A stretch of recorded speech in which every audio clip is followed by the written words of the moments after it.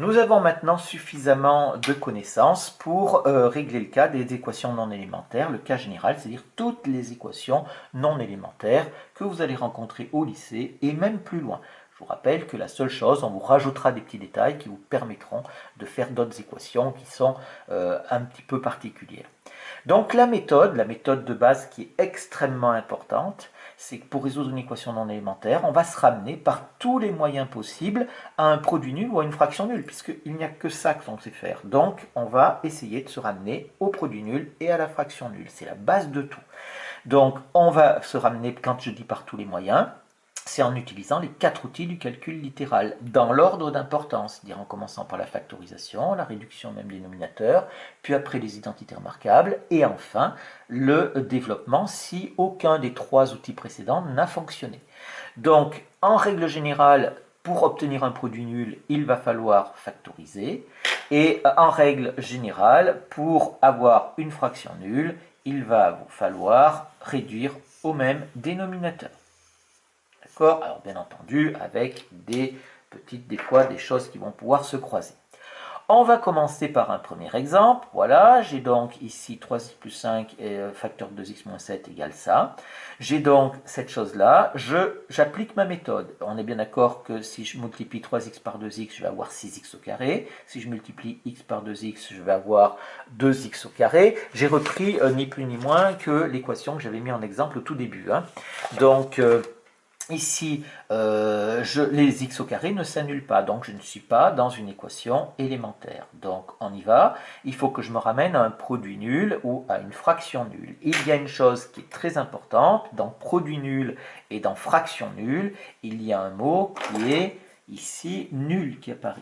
D'accord? Nul. Donc la première chose à faire avant de même de factoriser, de toute façon pour factoriser il faudrait avoir une addition ou une soustraction, ici ce n'est pas le cas, il faut que je me ramène à quelque chose qui est égal à 0. Donc là, ça reste à gauche, il n'y a pas de problème. 3x plus 5 facteur de 2x moins 7. Et il faut que je fasse passer pour arriver à égal à 0. Donc ici, attention, il faut que je fasse passer la totalité. D'accord? Donc la totalité, il faut que je transpose une opération. Ici, on a l'opération invisible avec le 0 plus quelque chose, j'en ai déjà parlé. Et donc, c'est ce plus que l'on va transposer ici. Et ça va nous faire donc moins, ici, x moins 14, facteur de 2x moins 7. Attention, hein, j'aurais très bien pu avoir... normalement, il faudrait même des parenthèses, c'est-à-dire que tout ce qui est à droite, on le met avec parenthèses. Je ferai dans l'exemple 2, on verra un petit peu ce que je peux obtenir. Donc voilà, j'ai donc tout fait passer de l'autre côté, donc il me reste égal 0 ici. Et maintenant, maintenant c'est évident. Pourquoi? Parce que on voit que ici il y a un facteur commun et donc on va factoriser ici de façon très simple. Ça nous fait donc ici 3x, ça nous fait pardon 2x moins 7, mon facteur commun, facteur de 3x. Alors j'ai un crochet ici, 3x, pardon, j'ai fait 3x ici plus 5, le moins qui est ici, et il nous reste x moins 14 est égal à 0, j'ai oublié le crochet, et donc maintenant on se retrouve avec 2x moins 7 facteur de 3x moins x, ça nous fait donc 2x, plus 5 moins 14, ça fait plus 19, est égal à 0. Et je retombe sur mon produit nul, et donc j'applique mon produit nul, 2x moins 7 est égal à 0, ou alors 2x plus 19 est égal à 0, ce qui me donne x est égal à 7 demi, ou x est égal à moins 19 demi. S égale, on n'oublie pas pour la conclusion, 7 demi et moins 19 demi. Ici, il n'y a pas de problème. Bon, quand ça tombe juste, vous pouvez mettre 3,5, etc. C'est possible, mais bon, prenez l'habitude de travailler avec les fractions, ça ne vous fera pas de mal. Exemple 2. Exemple 2. Regardez, c'est pour vous illustrer l'histoire des parenthèses quand on fait passer de l'autre côté. Je vais prendre ici 2x moins 5, facteur de x plus 3, est égal à 2x moins 5. 2x moins 5, pardon, il n'y a pas de parenthèse ici. Alors, j'ai ça, donc c'est équivalent. Ce n'est pas une équation élémentaire parce que j'ai des carrés quand je développe, donc je fais tout passer pour avoir quelque chose de nul. Ça nous fait 2x moins 5 facteur de x plus 3. Et là, ici, je vais faire passer moins, et je suis obligé de mettre 2x moins 5 entre parenthèses, ou alors il faudrait mettre moins 2x plus 5. Pourquoi est-ce que je fais ça? Eh bien tout simplement parce que je vois bien que j'ai 2x moins 5 et que j'ai 2x moins 5 ici, donc ça va me faire mon facteur commun, que je ne peux pas faire au départ parce que j'ai un signe égal au départ, entre les deux. Pour faire la factorisation, il faudrait que j'ai un plus ou un moins. Donc je vais surtout conserver mon 2x moins 5 et je ne vais pas mettre moins 2x plus 5, d'accord? Après, je ne verrai plus mon facteur commun. Donc je le mets comme ça et je peux faire ma factorisation. Ici, je rétablis ici le 1 qui est à cet endroit-là avec la multiplication qui y est sous-entendu devant. Et je fais ma factorisation. Ça me fait donc 2x moins 5 facteur de, ici, entre crochets, x plus 3 moins 1 est égal à 0, puisque si j'entoure mon facteur commun, j'ai donc 2x moins 5 qui est là avec sa multiplication, et j'ai 2x moins 5 qui est là avec sa multiplication également. Et ça nous donne ici 2x moins 5, facteur de x plus 2 est égal à 0. Et je retombe sur mon produit nul, ici, 2x moins 5 est égal à 0, ou alors x plus 2 est égal à 0, ce qui me fait x égale 5 demi, ou x égale moins 2. S est donc égal à 5 demi et moins 2. Voilà pour ces deux exemples ici. Exemple 3, on va faire pas mal d'exemples parce que il en faut, histoire de voir comment est-ce qu'on gère tout ça. Exemple 3, j'ai ici x au carré est égal à 7. Alors, x au carré égale à 7, faites très attention, vous avez tendance à vouloir passer par la racine carrée directement, mais vous ne maîtrisez pas ça et vous allez systématiquement oublier une équation. On a une seule méthode pour résoudre les équations non élémentaires, on l'applique sans état d'âme. On a une équation non élémentaire parce qu'il y a des carrés, donc pour résoudre une équation non élémentaire, on se ramène par tous les moyens, un produit nul ou une fraction nulle. Ça nous fait donc x au carré moins 7 est égal à 0.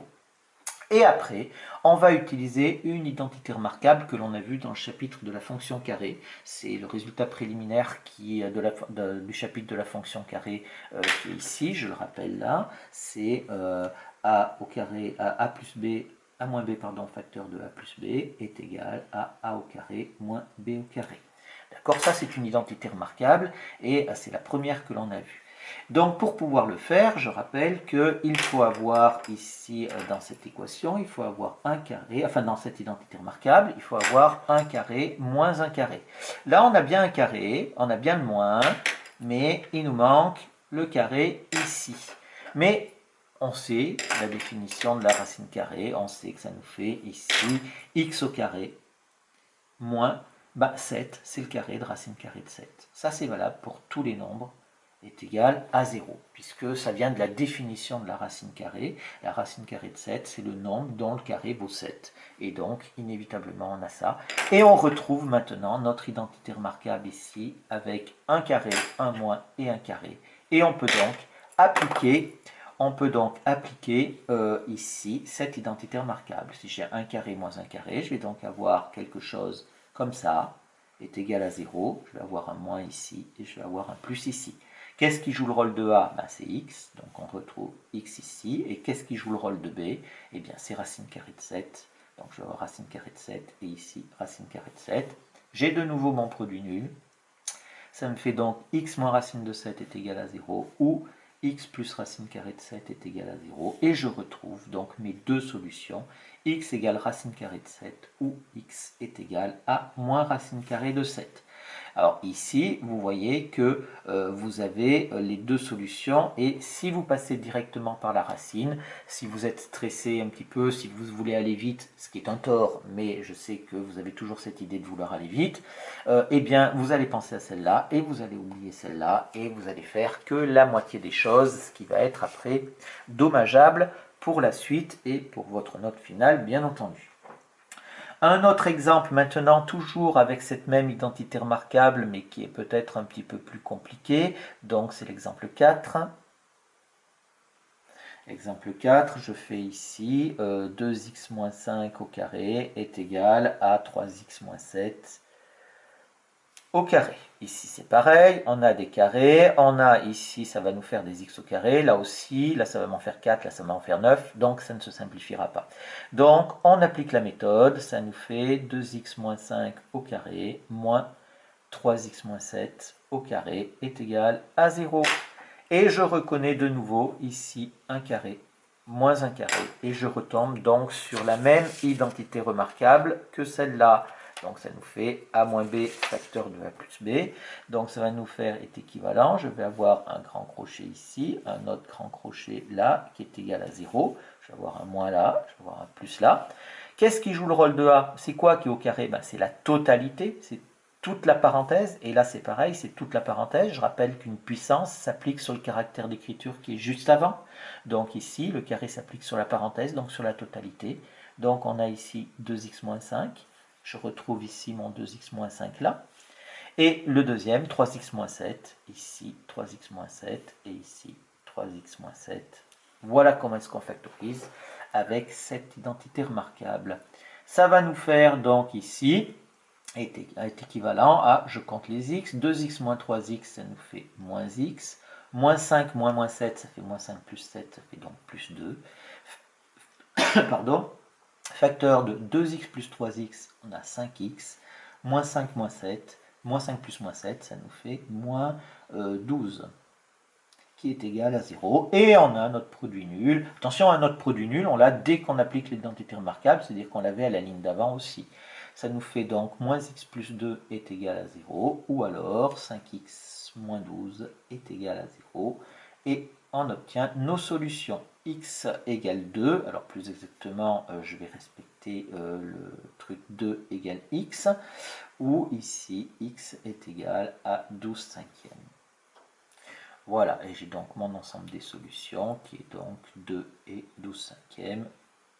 Ici, je rappelle que je ne me préoccupe pas de savoir si je les mets dans l'ordre. Comme ça, je n'en oublie pas, je les ai fait dans l'ordre d'écriture.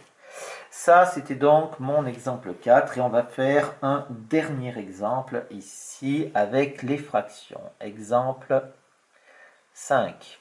Exemple 5, je vais prendre donc ici 5 sur x plus 3 est égal à 2 sur 3x moins 1. Alors, ici, vous avez donc une équation non élémentaire parce que ce n'est pas des fonctions affines, puisqu'on retrouve l'inconnu qui est au dénominateur, donc déjà ça, c'est pas élémentaire. Et vous avez quelque chose comme ça. Vous avez tendance à vous jeter dessus un petit peu comme des sauvages et à vouloir tout de suite faire le produit en croix, et c'est vrai que ça pourrait marcher. Mais, attention, on a une inconnue au dénominateur, donc il ne faut pas oublier que l'autorisation pour pouvoir toucher à l'équation, c'est de faire la recherche des valeurs interdites. Si elles ne sont pas faites si elle n'est pas faite dans l'énoncé. Recherche des valeurs interdites, ça c'est ce qui va vous donner bien sûr l'autorisation de le faire, interdite. Alors, ici on a deux fractions, donc il faut faire attention aux deux dénominateurs. Donc on va résoudre x plus 3 est égal à 0, ce qui nous fait donc x égale moins 3. Et on va résoudre 3x moins 1 est égal à 0, ce qui va nous faire x est égal à 1 tiers. On a donc deux valeurs interdites. Si je prends l'ensemble de définition de mon équation, c'est R privé de moins 3 et de 1 tiers. Déjà, je suis sûr que mes dénominateurs maintenant sont différents de 0 puisque je ne pourrai jamais prendre moins 3 et 1 tiers. Ce sont des valeurs interdites. Je passe maintenant à la résolution. Alors, pour la résolution, bien sûr, arrivé à ce stade-là, on pourrait éventuellement faire un produit en croix, ça peut marcher, mais attention, des fois c'est dangereux, donc il vaut mieux éviter parfois. Donc je vais faire, enfin des fois c'est pas toujours possible, donc je vais le faire 5 plus x sur x plus 3 moins 2 sur 3x moins 1, c'est-à-dire est égal à 0. Je fais tout passer de l'autre côté avec le plus qui est devant le trait de fraction. Je n'ai pas besoin de mettre de parenthèse parce que la fraction en elle-même fait office de parenthèse. Et je réduis donc au même dénominateur. Si je réduis au même dénominateur, ça nous fait ici